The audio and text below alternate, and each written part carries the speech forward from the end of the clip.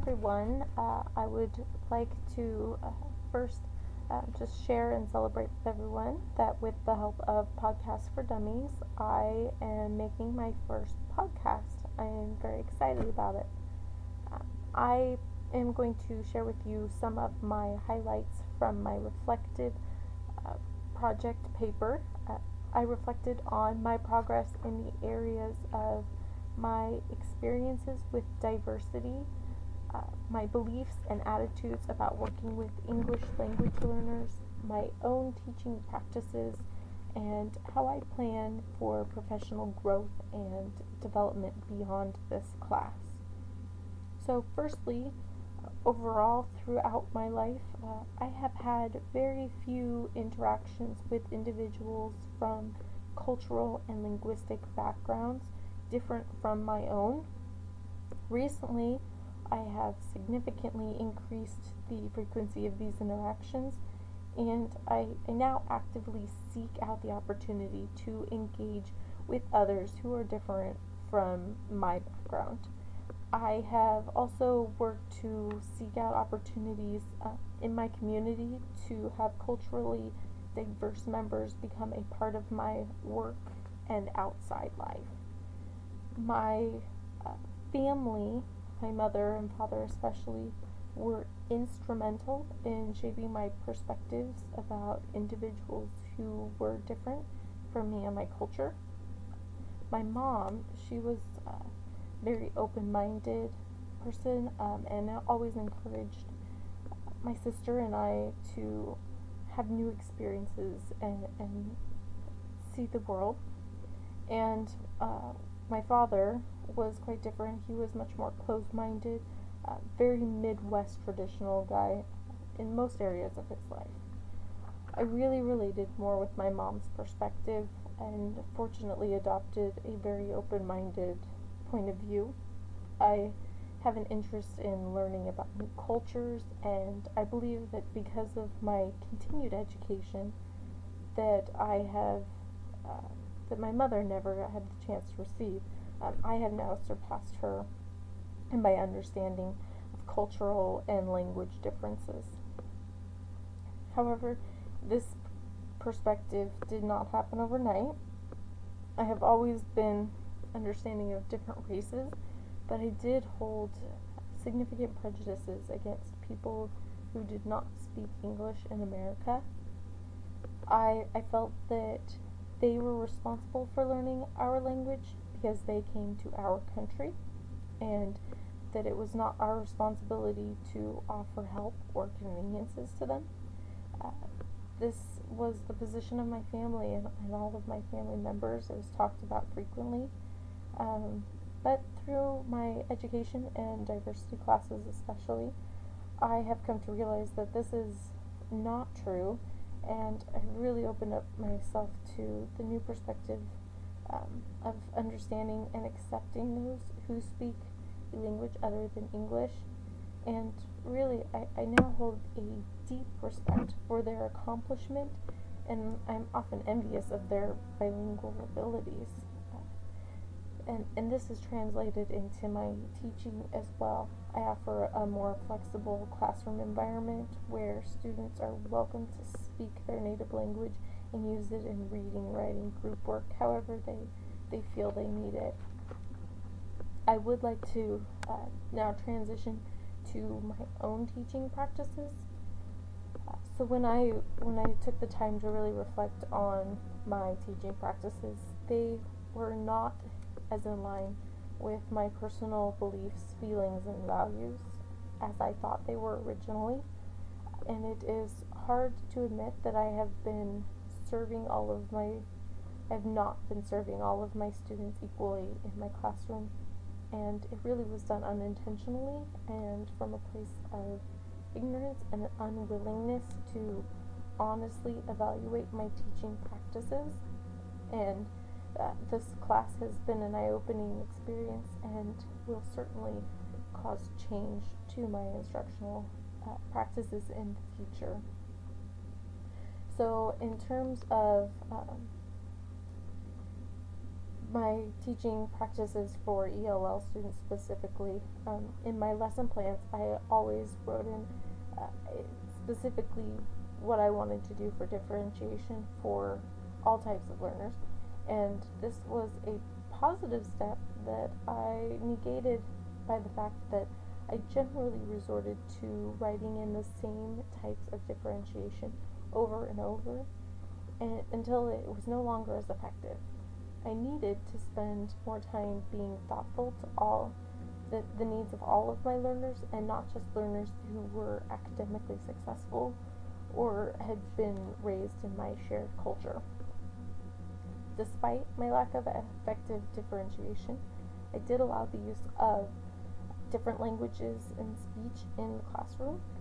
My shortfall in this area is that I never formally facilitated the process and made the inclusion of their language and culture a seamless part of our classroom environment, and I certainly never provided the opportunity for other students to learn from their peers about their language and culture. My reading materials also did not help facilitate the additive practice that we have been reading about.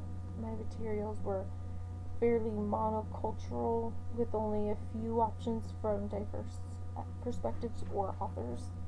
Much of my library has come from retiring teachers, and being a new teacher, I have limited resources for purchasing other materials. To me, this is a prime example of the so-called achievement gap that Nieto calls the resource gap. On the other hand, I was fortunate enough to work in a school that at least recognized the issues surrounding our ELL learners, and as a district, we adopted and implemented GLAD strategies to help teachers with direct instruction to provide needed support for ELL students that included visual aids, lots of modeling, color coding, audio recordings of class readings. We did turn-in talks, group activities, and we had an intense focus on vocabulary. And in the area of assessment, upon my reflection, I recognize that I have done a poor job of providing students with a variety of ways of demonstrating their learning and understanding. Using skits, experiments, role-playing, things like that were not common ways of assessment for me. I did use conferences for evaluating reading and writing very frequently, though. I will say that since becoming an educator, I have made tremendous progress in my ability to successfully teach ELL students and students of diverse backgrounds, but I still have a significant amount of progress to make before I feel that I am a competent teacher of multicultural education. To start becoming a stronger multicultural educator, I plan to continue to educate myself on all content that is taught at the grade level I'm teaching. Having a strong grasp of the content will ensure that I make the best of teachable moments that present themselves. And in addition to spending time shoring up my knowledge of content areas, I will also be striving to take the time to learn about each of my students' individual cultures and be able to utilize them in the classroom. And I also plan on making house visits throughout the year, and hopefully that will create stronger relationships with my students and their families. And I plan on continuing professional development and reading a wide variety of professional articles, not just to strengthen my overall teaching practice skills, especially in the areas of differentiation and assessments. And I plan to continue to work on my classroom management skills to create that classroom environment that is based on that mutual respect rather than fear, and hopefully that will lend itself to pushing students to higher levels and those high expectations. And I also want to work on moving from that mentality of being a nice teacher that Nieto talked about to being a caring and affirming teacher that pushes all students to work hard and achieve great personal success. Her words were very moving to me.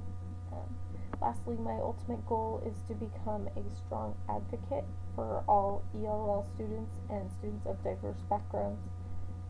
Lucas and Viejas, in their 2011 article, um, they wrote, "Equity for ELLs must be the explicit focus of advocacy efforts to ensure that language-related issues do not continue to be minimized or ignored. Advocacy can occur in one classroom or an entire district or state. It can focus on one small aspect of the educational experiences of ELLs or on a policy with far-reaching consequences.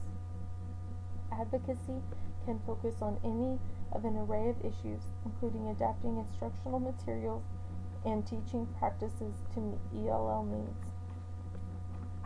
My intent is to mostly focus on my classroom and teaching practices in the beginning, and then grow to advocating with my co-educators and work my way up to the administration level. Um, I prefer to start with myself so that when I do advocate, I will not be viewed as a hypocrite, but as someone who has achieved success and is someone who can be viewed as a model for others. Overall, I'm grateful for the culture and diversity classes that I've taken. They have required a lot of self-reflection and honesty with myself. That is a challenging process, but I feel that my students and I will reap the rewards when we are all achieving a new level of success. And I so look forward to growing as a person and an educator in my future. And thank you for listening. Have a great day. Bye.